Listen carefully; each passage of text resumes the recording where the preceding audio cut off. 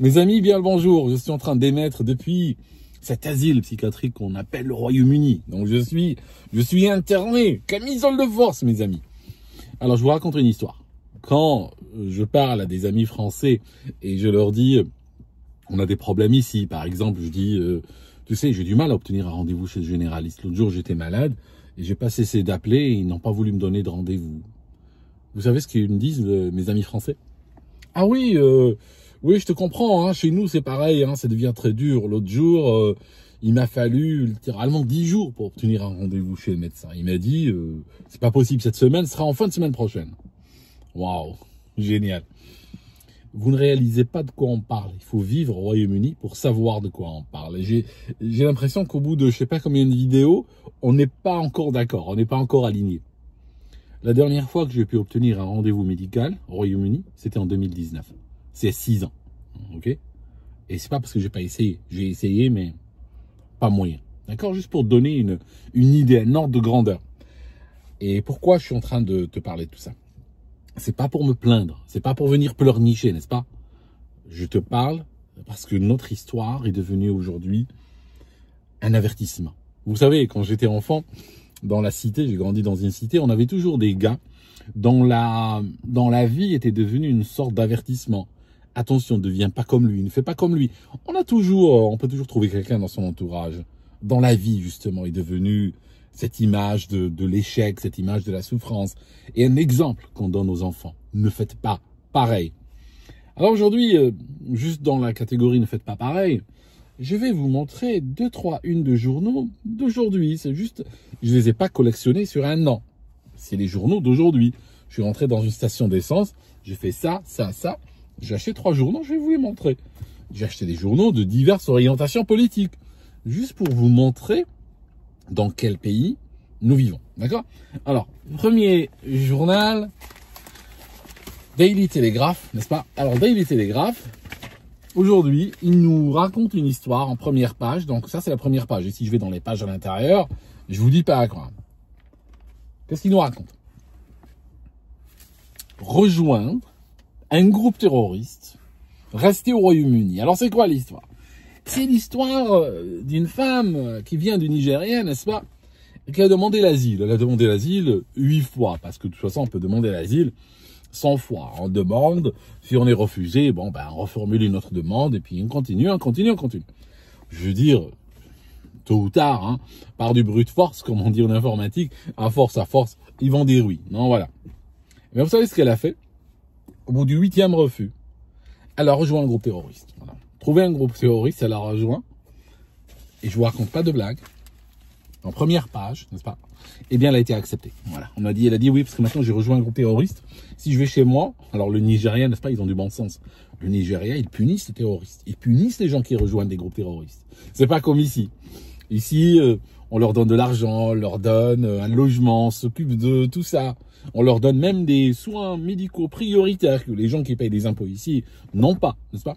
Voilà. Ça c'est ici. Nous, on est différents. Nous, en fait, ce qui est extraordinaire en Europe, vous savez, j'étais récemment aux États-Unis, j'ai discuté avec des Américains. Je parle aussi beaucoup avec des Européens, n'est-ce pas? Et j'essaie de comparer un peu les cultures. Hein, vous savez, c'est le produit du multiculturalisme, n'est-ce pas? J'ai vécu dans beaucoup d'endroits, tout ça, donc forcément, ça te permet de comparer. Alors, je vais te dire un truc. Le problème de l'Europe, tu sais c'est quoi vraiment le problème de l'Europe? Je vais te dire. Le problème, c'est cette supériorité. C'est le feeling de supériorité. Ça signifie que ils cherchent pas à résoudre leurs problèmes. Ils cherchent pas à nourrir leurs enfants. Ils cherchent pas à se protéger, avoir un niveau de sécurité décent, accéder à la médecine, avoir des écoles qui fonctionnent, avoir des routes qui sont bien, sur lesquelles on peut rouler, avoir des moyens de transport qui sont propres, tout ça. Non, c'est pas le but. Eux, ils sont là pour la supériorité. Ça, c'est pour les autres peuples. Eux, ils affirment une supériorité morale par rapport aux autres. Voilà, c'est ça. Alors, un gros problème. Alors, n'est-ce pas, je disais que, donc, quel message on est en train d'envoyer en tant que pays? Quel message on est en train d'envoyer à travers le monde en disant, ah, si tu as rejoint un groupe terroriste, voici une carte de séjour. Tiens, On savait pas, il aurait fallu commencer par ça, tu vois, il y a eu un malentendu.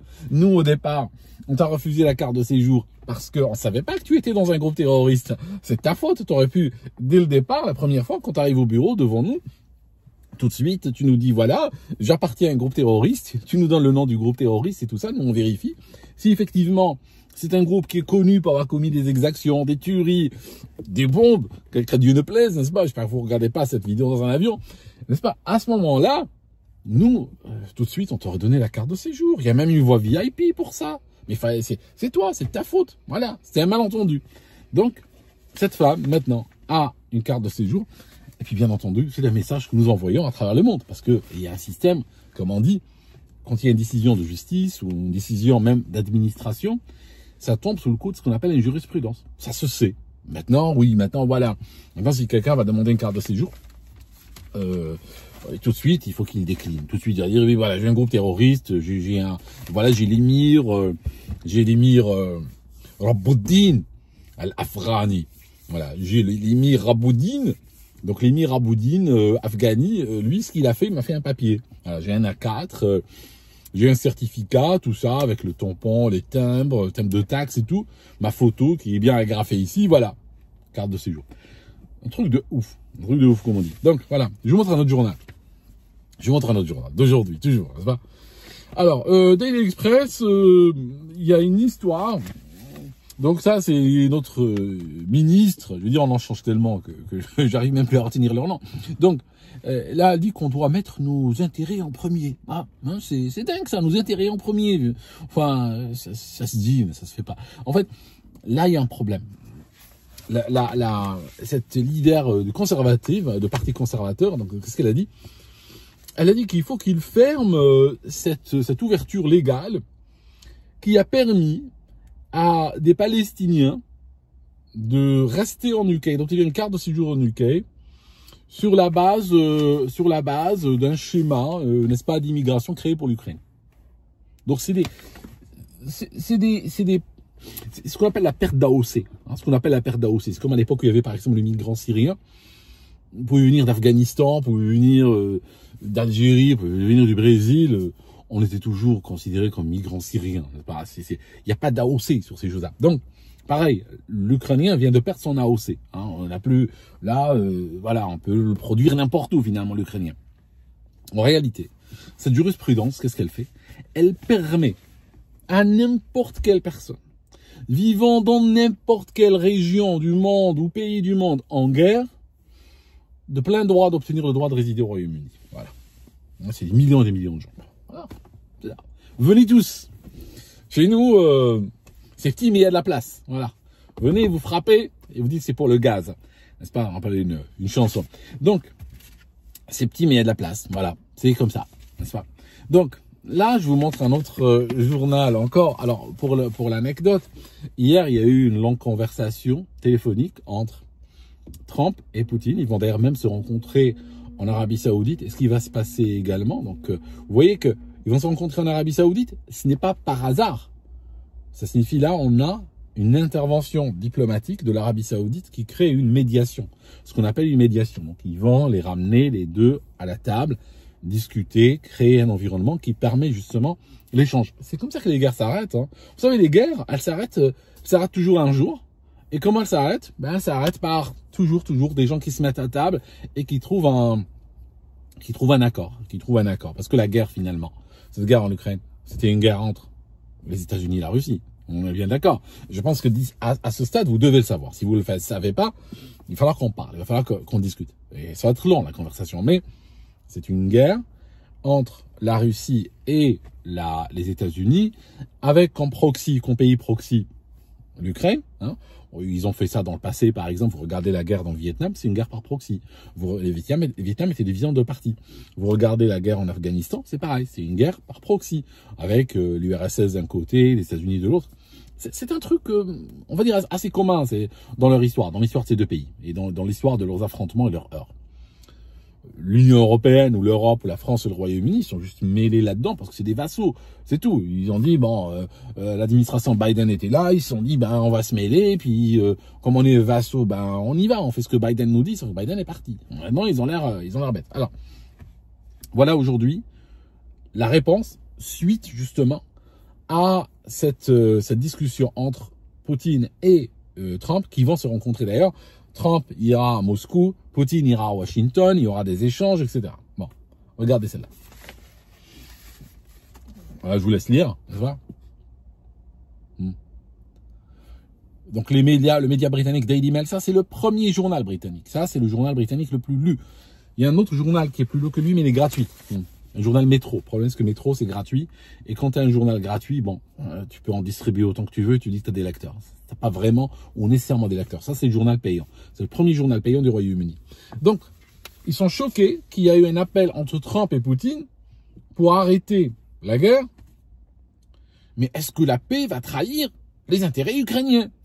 En fait, on a l'impression qu'on a annexé l'Ukraine. L'Ukraine, pour le Royaume-Uni, est devenue la nouvelle Jérusalem. Hein, c'est une terre sacrée. Hein, ils sont en train de causer des morts. Ils ont bloqué un accord de paix. Ils ont distribué des armes. Ils ont escaladé les choses par de la rhétorique incendiaire et des actes diplomatiques et militaires hostiles.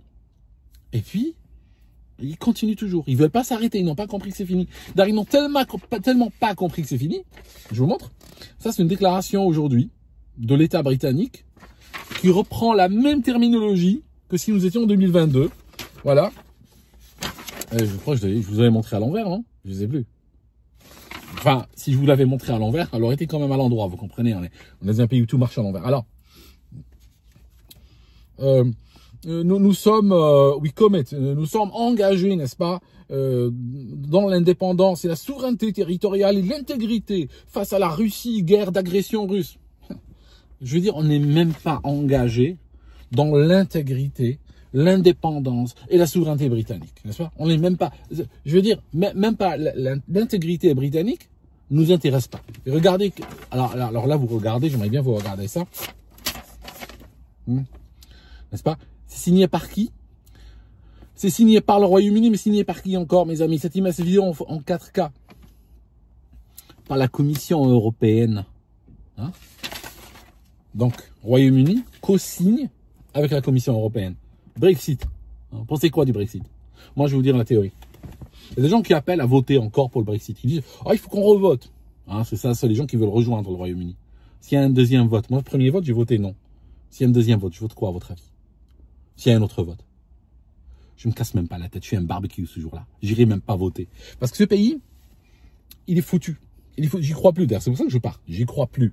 Ça signifie que quand on veut partir, c'est pas parce que on veut arranger les choses ou entamer un débat ou une conversation. Non, c'est qu'on croit que c'est foutu. Donc s'ils font un autre vote pour le Brexit, moi j'irai même pas me déranger. Ça vaut même plus la peine.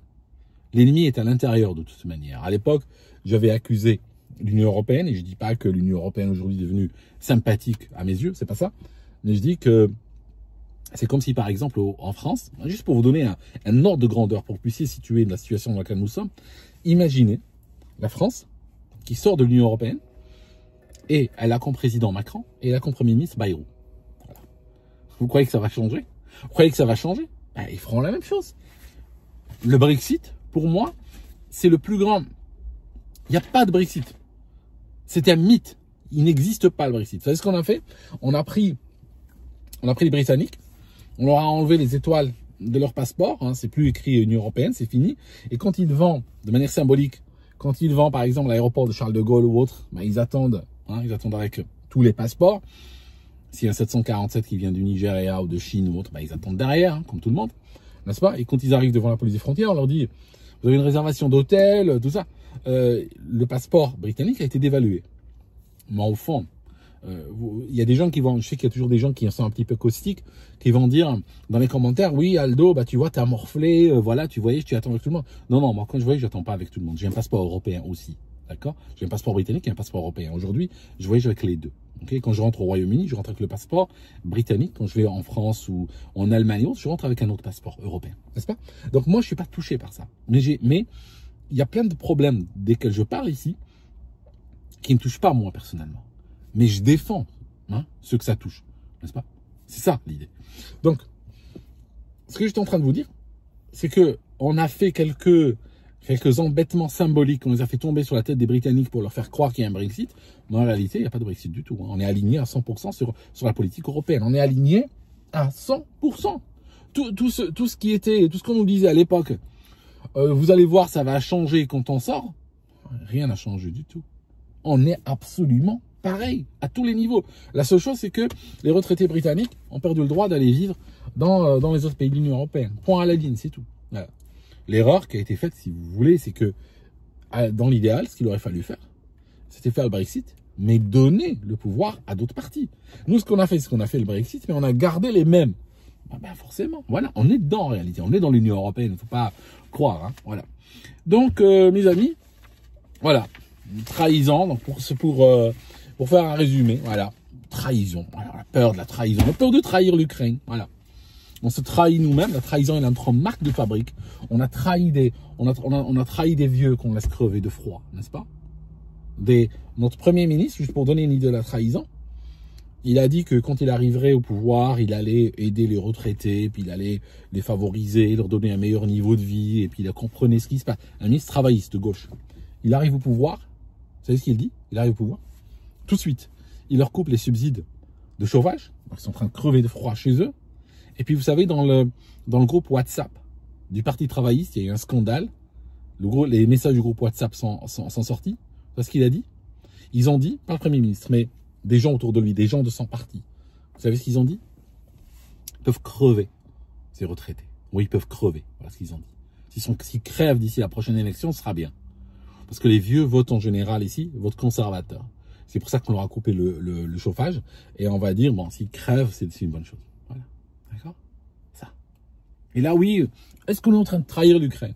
En fait, on est en train de devenir irrelevant, comme on dit en anglais.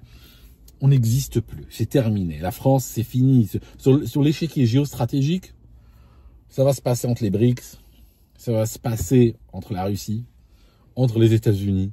Et puis, nous, ben, on l'apprendra dans les news, quoi. Voilà, on ouvrira le journal, on regardera sur Twitter, et puis on verra les news. On verra ce que le monde est en train de faire. Mais ça se fera sans nous. Voilà, mes amis. Merci d'avoir écouté cette vidéo jusqu'ici. Encore une fois, mon livre sur la dépression, pour en finir avec la dépression, disponible sur Amazon. C'est un nouveau livre qui est sorti en février 2025. Livre très personnel et des choses assez brutales dedans. Hein. C'est pas... Faut que je fasse une vidéo sur ce livre, vraiment, il faut que je le fasse.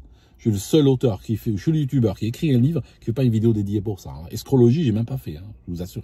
Voilà mes amis, à très bientôt.